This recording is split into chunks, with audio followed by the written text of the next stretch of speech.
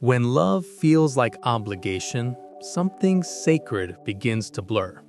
You start doing things not because your heart moves you, but because you should.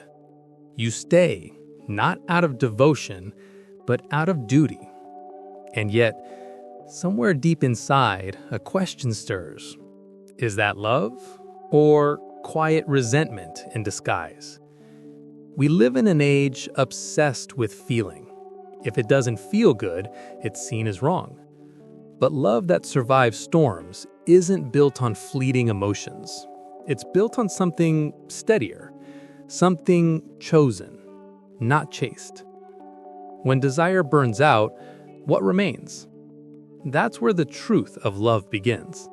Immanuel Kant, the philosopher of moral law, the man who believed that freedom isn't doing what you want, but doing what you ought. He stood against the chaos of human impulses and asked a radical question. What if true strength lies not in passion, but in principle? Kant watched the way people moved, swept by emotion, chasing pleasure, bending to convenience, and he saw fragility. Because what happens when the feeling fades? What holds you steady when attraction wanes or admiration turns to irritation? His answer was stark: duty. To Kant, acting out of love or kindness only when it feels good is unreliable. It's not truly moral, it's conditional. The highest act of will, he argued, is when you choose the good despite your mood. You help because it's right, not because it's pleasant. You stay true to your word, not because you feel like it, but because your character demands it. In the context of relationships, this becomes revolutionary. Our modern world worships emotion.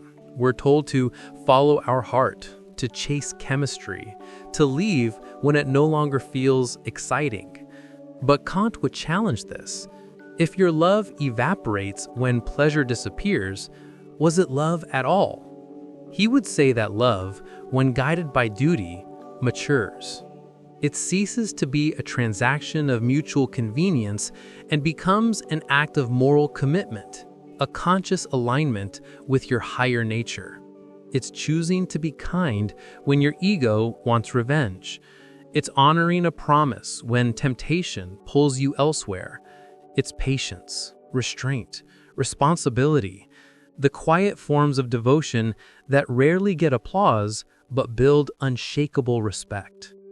Desire alone, Kant believed, makes you a slave to circumstance. You feel powerful when things go your way and powerless when they don't. Duty liberates you from that volatility. Because when your choices come from principle, no one can manipulate you through emotion. You no longer love to get something. You love because it's your chosen value. This doesn't mean love becomes mechanical or joyless. Kant never said emotions were the enemy. He simply refused to let them rule. He believed that when you anchor love in duty, you elevate it beyond lust, beyond mood. You purify it. Love becomes not just a feeling you experience, but a virtue you practice. So when Kant says, act only according to that maxim which you can will to become universal law, imagine this in love. Treat others in a way you'd wish to be treated, even when emotion burns low. That's moral beauty. That's strength disguised as restraint. And in a world drunk on feeling, that kind of steadiness is magnetic because it's rare.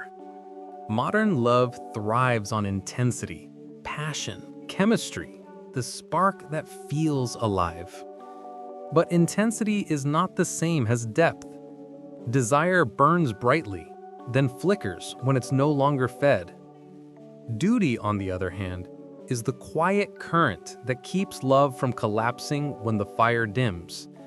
It's what turns affection into respect and infatuation into something sacred. At its core, this is what Kant meant. Love based only on desire is fragile because it depends on external stimulation. When the chemistry fades, when the validation slows, when the other person no longer mirrors your ideal, the illusion breaks. The relationship becomes unstable because it was built on feeling, not principle. Think about it. Desire seeks to consume. It wants to have, to merge, to feel. But duty seeks to uphold. It wants to honor, to respect, to act with integrity. One is hungry, the other is grounded. When you're ruled by desire, you live in reaction. You love when you're loved back. You care when it's convenient. You give when it's reciprocated. But when you act from duty, your love is anchored in your values, not your moods. You're no longer at the mercy of the emotional weather. In relationships, this distinction transforms everything. Desire says, I want you because you make me feel good. Duty says, I choose you because I've decided to act with honor. The first is conditional. It depends on what the other person provides. The second is sovereign. It depends on who you choose to be. Kant believed that true moral worth only exists when your action comes from the will to do right, not from self-interest. When applied to love, this means your commitment gains moral beauty not because it's rewarded, but because it's consistent. You're kind even when she's cold. You're honest even when it costs you. You hold your standard not because it guarantees affection, but because it defines your integrity.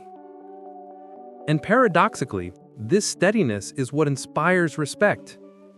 We think passion alone sustains attraction, but passion without structure collapses into chaos. When someone feels your inner discipline, your refusal to be swayed by every emotional fluctuation, it creates a kind of trust that no intensity can replicate. They know who you are, regardless of circumstance. You become safe without being soft, strong without being controlling. Duty doesn't kill desire, it refines it. It gives it direction. Because when love is rooted in principle, it's not desperate. It's chosen. The fire still burns, but now it's guided by will, not whim.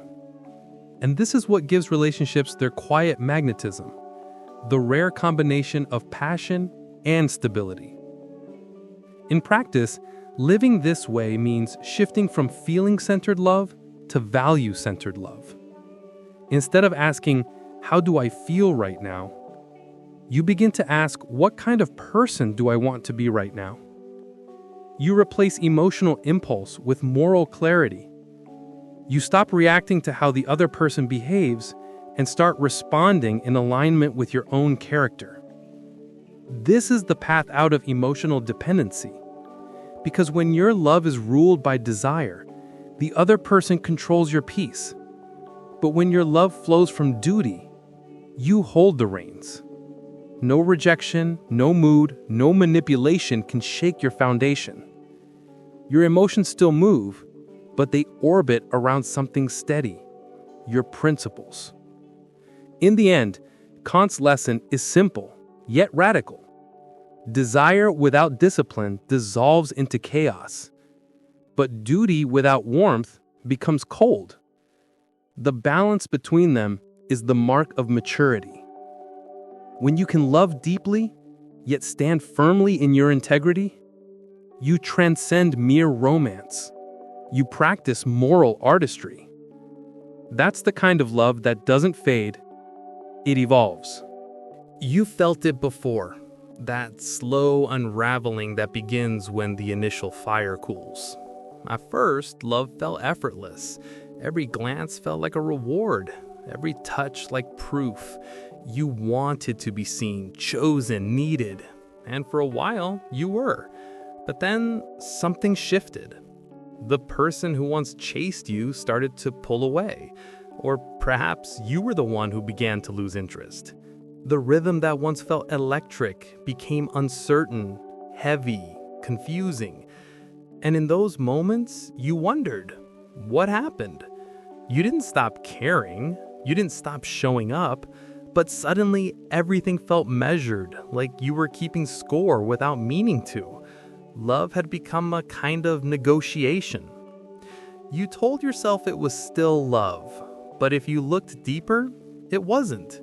It was dependency wearing love's mask. You craved connection, but also resented how much power it held over you. One text could lift your spirit. One silence could destroy it. And that's when the truth began to emerge. It wasn't just about the other person. It was about what you were depending on them for. When desire drives the relationship, every fluctuation feels like a threat. If they withdraw affection, your worth feels questioned. If they show interest, your mood rebounds. You stop acting from self-respect and start reacting from fear. That's why it hurts so much. Not because they're cruel, but because your sense of stability was never truly yours. It was borrowed. And here's the paradox. You start resenting the very person you once adored because they unknowingly hold the key to your emotional balance. But they didn't take it from you. You gave it away. Every time you waited for validation before feeling enough. Every time you needed their affection to feel secure. Every time you let passion replace purpose. It's not that desire is bad, it's human. It's the spark that makes us reach for connection. But when desire becomes the foundation, the relationship begins to sway under its own weight. It turns love into performance, a constant dance of proving and pleasing. You may even notice that your calmness threatens them, that when you begin to detach from neediness, they accuse you of being cold, because your independence exposes their insecurity. This is the hidden tension of love. When you stop depending, you stop being predictable, and predictability is what most people mistake for love. But somewhere deep down, a different longing emerges, not for comfort, but for freedom. For a love that doesn't drain you, but expands you. For respect that isn't begged for, but earned by how you carry yourself. That's what this lesson is about. Not control, not suppression, but sovereignty.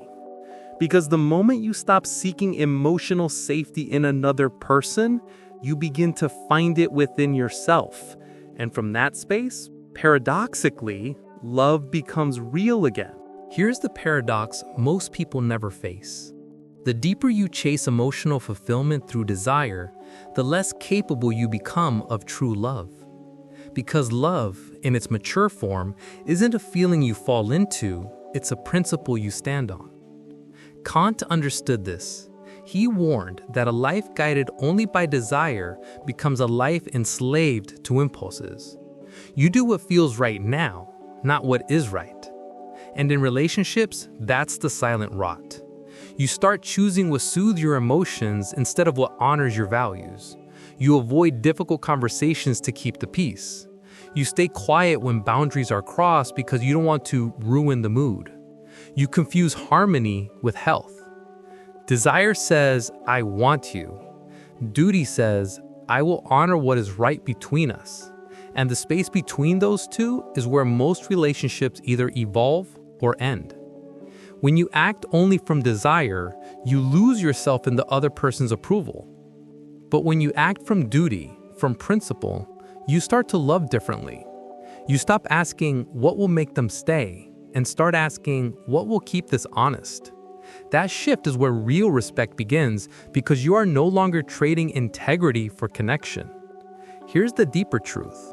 The stability you crave from another is born from consistency within yourself.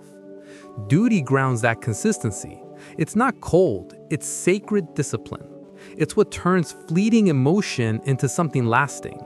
Because duty doesn't depend on whether you feel like loving today. It's the quiet commitment to act in alignment with your values even when emotion sways. This doesn't mean suppressing desire. It means transcending its volatility. Desire becomes a guest in your house, not the ruler of it. You enjoy its warmth, but you don't let it dictate the structure of your life. That's the wisdom Kant pointed toward.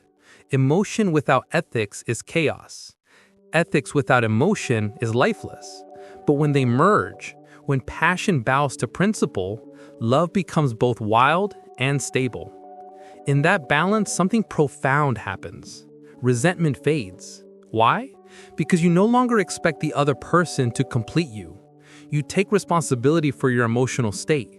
You stop punishing them for not being your peace, because peace is now your practice. And that's where love, paradoxically, deepens. When you no longer need them to act perfectly for you to remain grounded, you love from freedom, not dependency. You become the kind of person who can be fully in love without being consumed by it. Because duty without desire is cold. But desire without duty, that's chaos dressed as passion. And if you want to love like an adult, you must learn to hold both. So how do you live this? How do you love in a way that honors both duty and desire without becoming mechanical or detached? Start with this. Your emotions are valid, but not sovereign. They deserve to be heard, but not obeyed. Seneca once said, "You must be master of your emotions, not their slave." Kant would agree. Emotion is the weather, duty is the climate. Feelings pass, but principles stay. So the first step is awareness. Each time you're about to react, to withdraw, to chase, to explode, pause and ask, am I acting from impulse or from integrity? That single question changes everything. It shifts your focus from what you want now to who you want to be always. And that's where love begins to mature, not in the intensity of feeling, but in the discipline of choice. Second, define your values before you define your relationship. Most people reverse that order. They find someone they're drawn to and then try to build values around the attachment. But that's backwards. When you don't know your principles, you end up compromising them for comfort. Duty, in Kant's sense, is not about rigid obedience. It's about acting according to a law you'd want everyone to live by. In love, that might look like honesty, boundaries, accountability, or mutual respect. Standards you uphold even when desire tempts you to bend them. When you live this way, your energy shifts. You stop asking, do they still want me? And start asking, am I living in a way I respect? And paradoxically, that self-respect becomes magnetic, because people can sense when your love comes from grounded choice, not emotional hunger. Third, learn the art of emotional budgeting. Treat your attention and affection as currency. You don't give them away freely to every moment of drama or insecurity. You invest them in what yields growth, communication, self-work, shared goals. You no longer chase intensity, you cultivate depth. Emotional restraint doesn't mean suppression, it means wisdom in allocation. You learn when to express, when to wait, when to listen. You stop overspending on reactions and start investing in presence. Finally, practice principled empathy. This is where compassion meets boundaries. It means you can understand someone's emotions without surrendering your ethics to them. You can care deeply while still saying no. You can love fully without losing clarity. That's not detachment, it's sovereignty. The kind of love that doesn't drown you, but deepens you. When you start to live like this, something remarkable unfolds. Peace no longer depends on the behavior of others. It becomes your natural state. You stop oscillating between euphoria and despair. You stop bargaining with love. You begin to feel a steadiness, quiet, confident, resilient.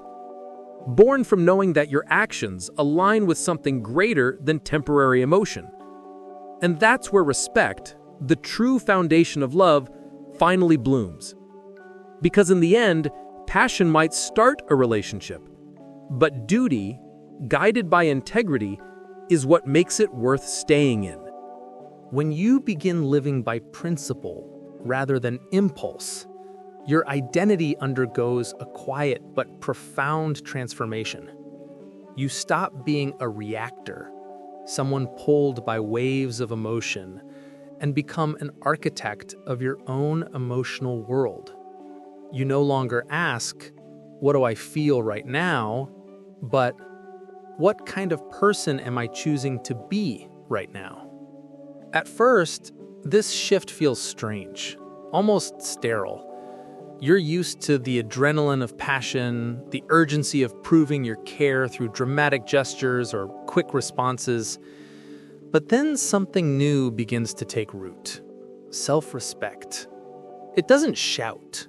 It hums quietly underneath your actions. You start realizing that control isn't repression, it's refinement. You're not suppressing emotion, you're shaping it into something intentional, meaningful, and enduring. This is where the duty-desire balance becomes transformative. You start recognizing that love grounded in duty, in chosen respect, honesty, and presence, is far more powerful than love driven by momentary passion.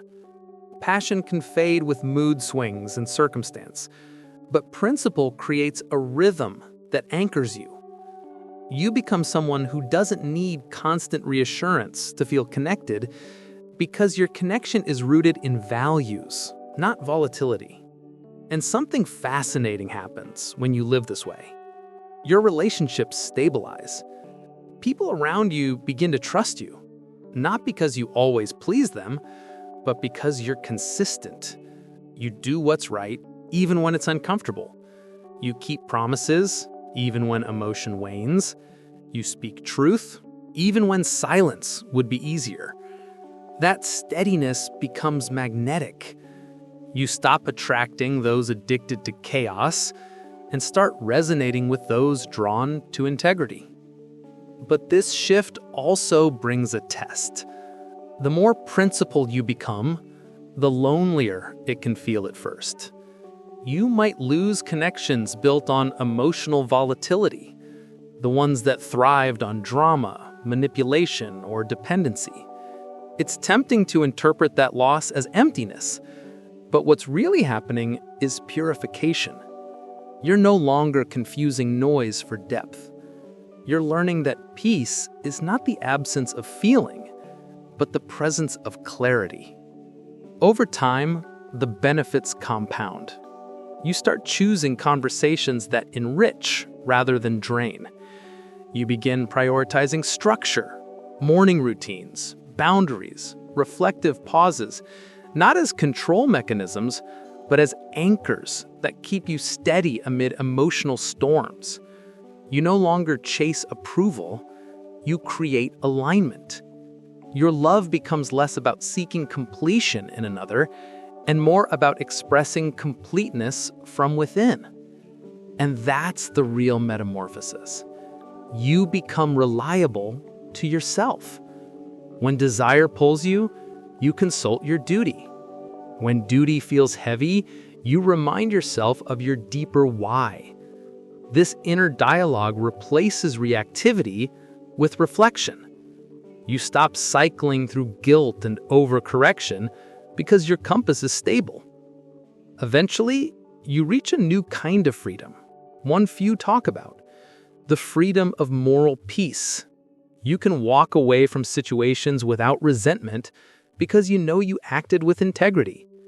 You can stay in love without fear of losing yourself because your identity is no longer built on someone else's validation. That's the quiet power of the shift. You move from emotional chaos to ethical coherence, from chasing love to embodying it. You stop being a character in someone else's story and start becoming the author of your own. Tag a friend struggling with boundaries, someone who gives too much, feels too guilty, or confuses love with obligation. Because sometimes the most loving act isn't giving more, it's standing firm in who you are,